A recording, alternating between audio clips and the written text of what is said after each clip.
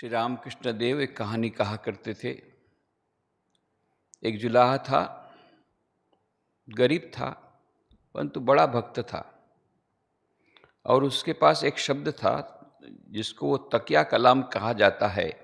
उसी प्रकार का वह तकिया कलाम का शब्द हमेशा व्यवहार करता था। कुछ भी हो तो कहता था राम जी की मर्जी। कोई पूछता भाई यह सूद किस भाव से दिया? बोले राम जी की मर्जी से रुई का दाम 4 आना, राम जी की मर्जी से मजदूरी हुई 2 आना, राम जी की मर्जी से उस पर मैंने मुनाफा लगाया 2 आना, राम जी की मर्जी से उसकी बेचने की कीमत 8 आना। तो सब लोग समझ जाते थे बेचारा भोला भाला है, अपना प्रॉफिट भी बता देता है, मुनाफा भी बता देता है। अब एक बार ऐसा हुआ, राम जी की इच्छा से वह जो जुलाहा प्रतिदिन की भांति शाम को आया और प्रतिदिन की भांति भोजन के बाद आंगन में भगवान का नाम लेकर के वह बैठा रहा। राम जी की इच्छा से उस दिन उसका मन राम नाम में बहुत लगा, तो देर रात तक वो राम नाम करता रहा। और उसके बाद में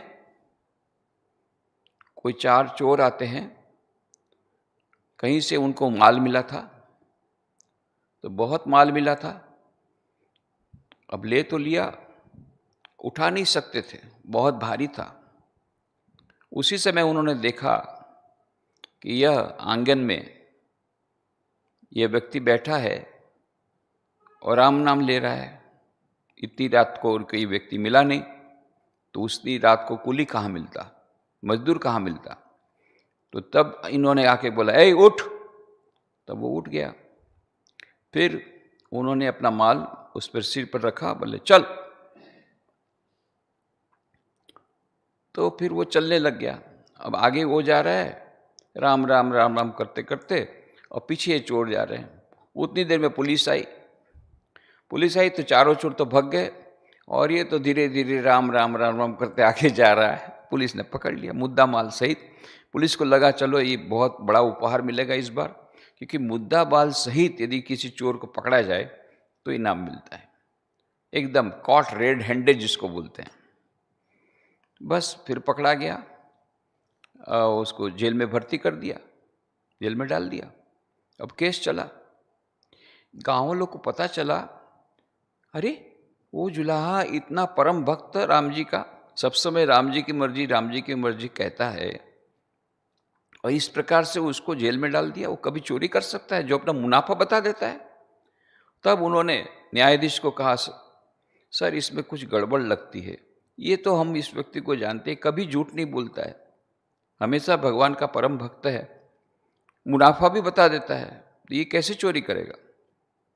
न्यायाधीश ने कहा कोई बात नहीं।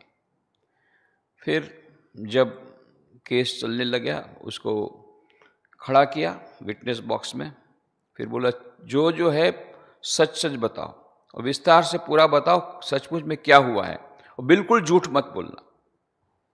और तब जुलाहा ने कहा जी हजूर मैं बिल्कुल झूठ नहीं बोलूँगा, जो हुआ है वही आपको सत्य सत्य बोलूँगा।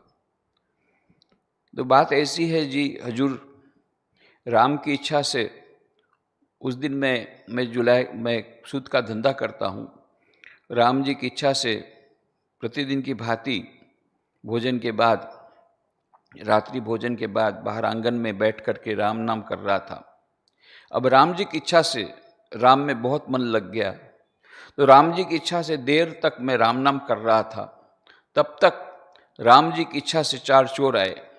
राम जी की इच्छा से उन्होंने मेरे सिर पर वजन करके रखकर बोझ रख करके कहा, चलने को कहा। तो राम जी की इच्छा से मैं जा रहा था, इतनी देर में राम जी की इच्छा से पुलिस आ गई, और राम जी की इच्छा से पुलिस ने मुझे पकड़ लिया, और राम जी की इच्छा से मुझे जेल में डाला। जी राम जी की इच्छा से, राम जी की मर्जी से अब आपके समक्ष मुझे प्रस्तुत किया गया है। मैं सच कहता हूँ जी हुजूर, मैंने राम जी की मर्जी से आपके पास कुछ भी नहीं छुपाया है। तब ये जज समझ गया भाई ये तो एकदम भगवान का आदमी है, तो उसको छोड़ दिया। जब छोड़ दिया तो जाते समय बोला राम जी की मर्जी से छूट गया। तो राम जी की मर्जी से पकड़ा गया और राम जी की मर्जी से छूट गया। जो ईश्वर के परम भक्त रहते हैं वो यही सोचते हैं जो कुछ होता है वो ईश्वर की इच्छा से होता है, ईश्वर की मर्जी से होता है और हमारे कल्याण के लिए होता है। शायद उस समय हम उसको समझ न पाए। बहुत अच्छी यह कहानी श्री रामकृष्ण देव की कि शरणागति का भाव कैसा होना चाहिए। जो कुछ भी हमारी घटना हमारे जीवन में होती है, ईश्वर समर्पित भाव हमको रखना चाहिए, शरणागति का भाव रखना चाहिए। जो कुछ भी होता है ईश्वर की इच्छा से होता है और हमको ईश्वर का स्मरण मनन रखते हुए शरणागति का भाव रखना चाहिए।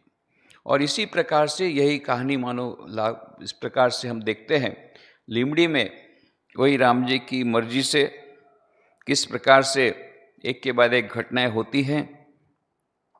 राम जी की मर्जी से स्वामी विवेकानंद बहुत थके हुए होते हैं और महादेव के मंदिर में जाते हैं, शिव जी के मंदिर में। राम जी की मर्जी से वो शिव जी के मंदिर वाले उनको ये बाबा जियों के अखाड़े में भेजते हैं और स्वामी जी राम जी की मर्जी से भयंकर तांत्रिक बाबा जियों के चक्कर में फंस जाते हैं और वहाँ कैद हो जाते हैं। और फिर राम जी की मर्जी से किस प्रकार से वे लिमड़ी के महाराजा यशवंत सिंह जी ठाकुर साहब को एक राम जी की मर्जी से मिल गया था छोटा बालक जो उनको दूध देने आता था। कोयले के द्वारा मिट्टी के एक ठिकरे पर लिख करके साधु भाई में है भेजते हैं और फिर राम जी की मर्जी से ठाकुर साहब यशवंत सिंह जी उनको छुड़ाते हैं और राम जी की मर्जी से वो राजमहल में अब रहने लगते हैं स्वामी जी।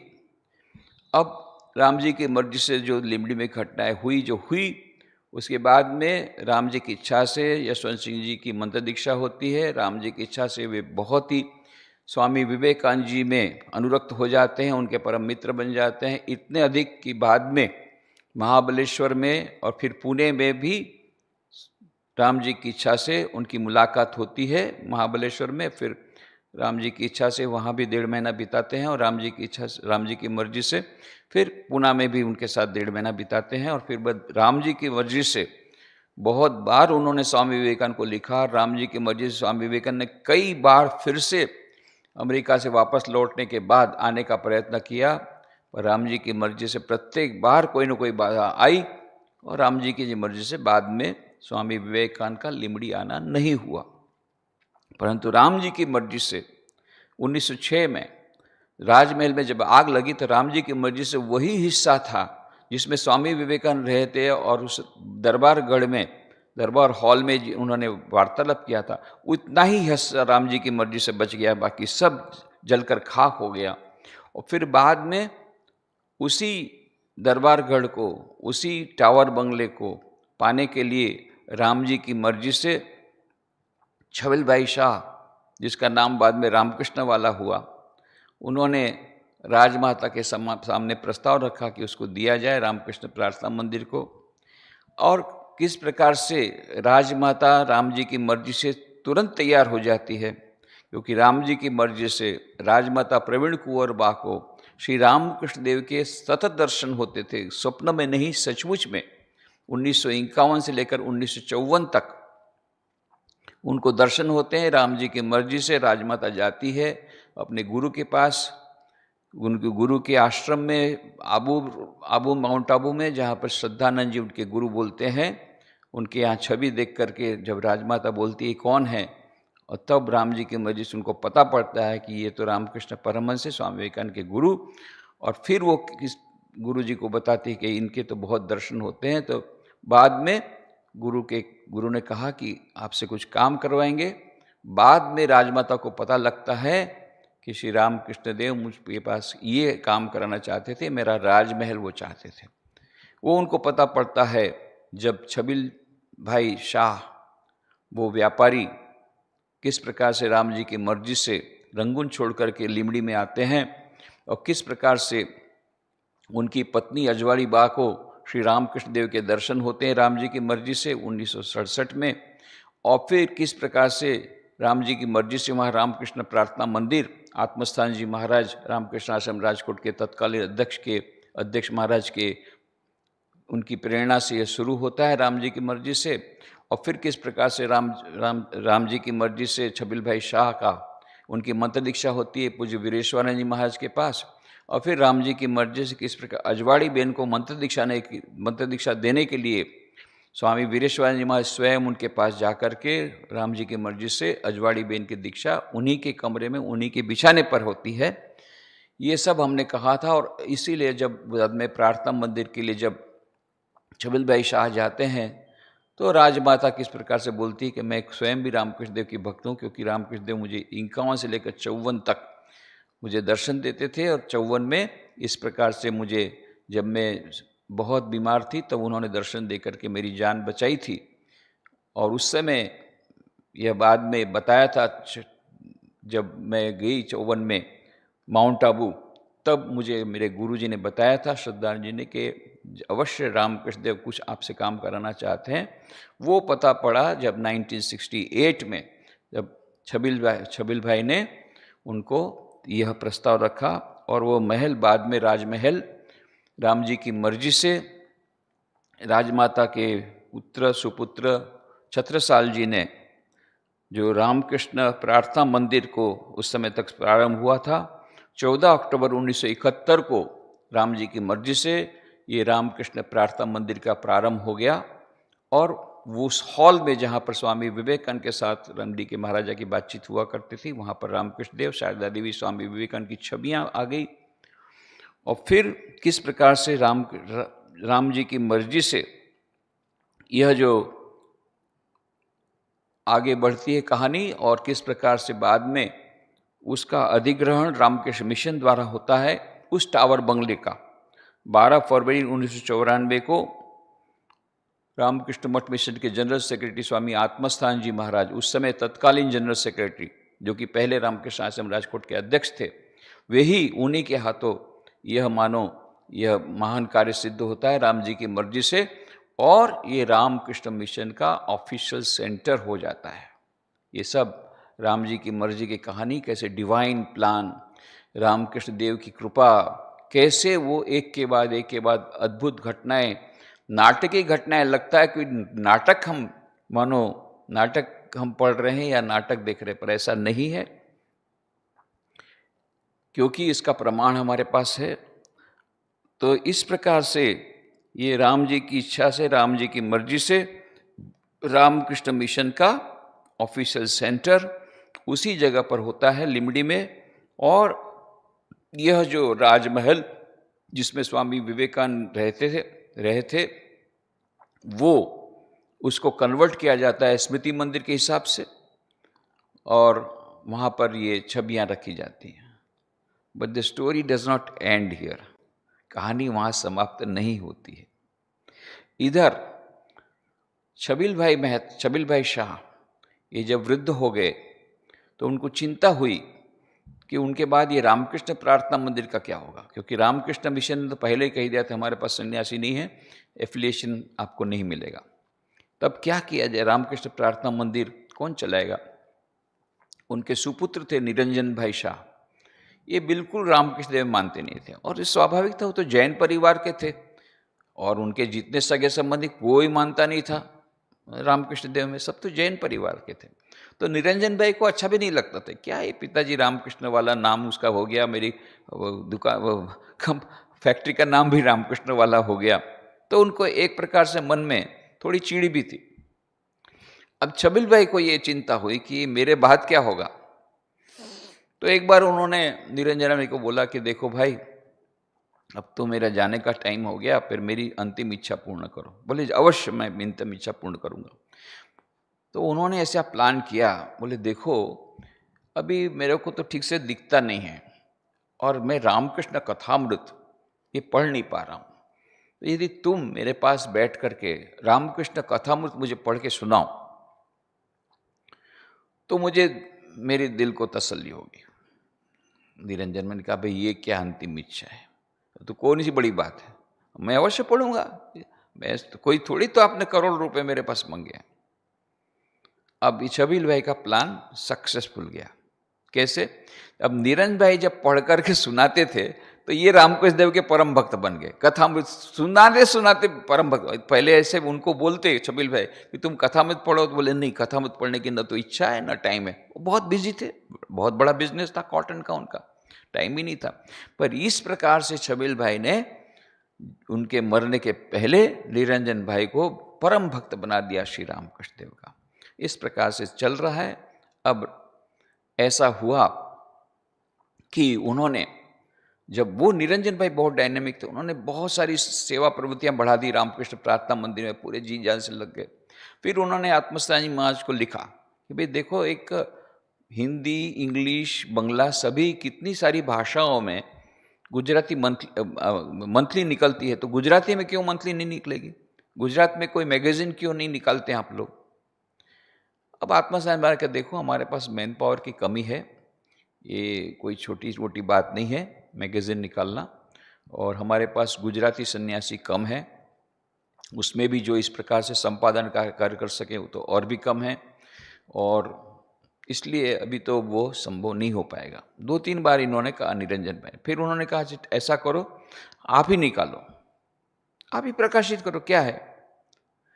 तब निरंजन भाई ने शुरू किया, एक मैगजीन शुरू किया, साइक्लोस्टाइल फॉर्म में उसको शुरू किया, और त्रैमासिक के रूप में, क्वार्टरली, गुजराती में नाम दिया श्री रामकृष्ण ज्योत। 2 साल तक चलाया, और फिर 2 साल के बाद में एक इशू था, लास्ट इशू, उसमें लिखा this is the last issue of Ramakrishna Jyot. ये रामकृष्ण ज्योत का, ये रामकृष्ण प्रार्थना मंदिर के द्वारा प्रकाशित होने वाला ये अंतिम है। अब इसके बाद के इशू रामकृष्ण आश्रम राजकोट के द्वारा प्रकाशित होंगे। ये कहकर के उसकी कॉपी उन्होंने स्वामी आत्मस्थानी महाराज को भेज दी, जो कि उस समय रामकृष्ण मिशन के असिस्टेंट जनरल सेक्रेटरी थे। और इधर तो आत्मस्थानी महाराज आग बबूला हो गए, फोन किया, क्या किया आपने, हमारी नाक कट जाएगी अब यदि मैगजीन शुरू नहीं होगा तो। बोले यही तो मैं चाहता था कि आप इस भय से आप शुरू करें। अब बड़े मुश्किल में पड़े, गुजराती में। तो वहाँ उस समय मुमुक्षानंद जी महाराज रामकृष्ण आश्रम राजकोट के अध्यक्ष थे। उनको बोला चलो मैगजीन शुरू करो, सब भाषा में वहाँ भी शुरू करो। मुमुक्षानंद बोले मैं तो न गुजराती जानता हूँ, न यहाँ कोई ऐसा गुजराती जानने वाला कोई जो संपादक बन सके, कोई स्वामी जी है। तो उन्होंने हाथ ऊंचे कर दिया। तब आत्मस्थानी महाराज कहे ठीक है, मैं तुमको संपादक दूंगा, गुजराती जो जानता है, पर तुमको शुरू करना पड़ेगा। उस समय मैं बेलूर मठ में स्टेट डिपार्टमेंट में काम करता था। फिर उस समय मेरी पोस्टिंग की गई राजकोट, और 1989 में वहाँ पर, यहाँ मैं 8 जनवरी को आ गया 1989 में। और फिर अप्रैल महीने में श्री रामकृष्ण ज्योत का फर्स्ट इश्यू निकाला गया। उसका जब लॉन्चिंग हो रहा था, उस रामकृष्ण ज्योत गुजराती मंथली का फर्स्ट इश्यू का, उसमें हरिंद्र दवे, एक बहुत बड़े सुप्रसिद्धिकार गुजराती साहित्यकार, वो आए, उनके हाथ से हुआ, और उसकी अध्यक्षता स्वामी आत्मस्थानी जी महाराज ने की। वो आए बेलूर मठ से, कलकत्ता से, और इस प्रकार से रामकृष्ण ज्योत प्रारंभ हुआ। अभी तक वो गुजराती मंथली चल रहा है। तो इस प्रकार से राम जी की इच्छा से लिमड़ी का सेंटर शुरू हुआ, उतना नहीं, फिर राम जी की इच्छा से निरंजन भाई ने रामकृष्ण ज्योत शुरू किया साइक्लोस्टाइल फॉर्म में, लिमड़ी में, रामकृष्ण प्रार्थना मंदिर के नाम से, उनके प्रकाशक के नाम से। और फिर राम जी की इच्छा से रामकृष्ण ज्योत का प्रारंभ हुआ, उस गुजराती मंथली का, रामकृष्ण आश्रम राजकोट के द्वारा अप्रैल 1989 से। राम जी की इच्छा से अभी भी वो पत्रिका चल रही है। ये राम जी की जो मर्जी है, राम जी की मर्जी का पूरा ये बयान है।